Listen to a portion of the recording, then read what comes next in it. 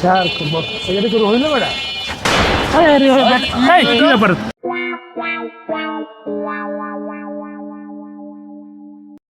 এটা কোনো কাম করলেন আপনি? কি করছি?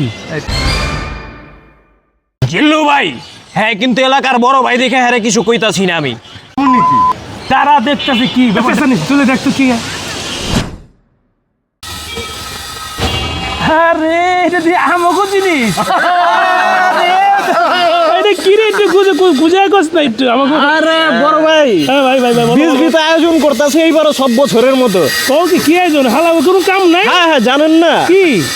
আরে এটি তো এলিয়েন। সব বছরই কিছু না কিছু একটা প্রোগ্রাম লয়া পড়ে। কত বছর ধরে করে ওরা? 15 বছর ধরে করতেছে। এই যে এবার 12 নম্বর আসরে পড়ছি আমরা। মাশাআল্লাহ, বাজারে বলে কোনো দাম নাই বলে। এই কি হুগনা আচ্ছা চেনা মেনা খাউন বলে পায় না। মাশাআল্লাহ মাশাআল্লাহ। আবার কি বলে শোকেজের মধ্যে এক্সিবিশন করবো এবার। সুকেজও করবো? আচ্ছা আচ্ছা, তাহলে তো দারুণ একটা জিনিস। যাইবেন না? চলেন না, আমি আমগুলোকেই যাবো। জায়গাটা কই রে? আরে ভাই চিনেন না? না।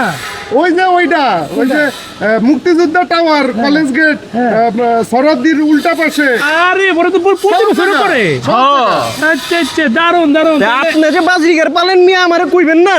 আরে ভাই, হুদাই মিয়া আমরা মিয়া ক্যারেক বাজায় রাখছি, মহল্লাটা গরম করে রাখছি। বাজরির মতো মজা আলা কোন জায়গায় নাই। দেখ খালি রং দিবরা। তোর আবার কি কথা?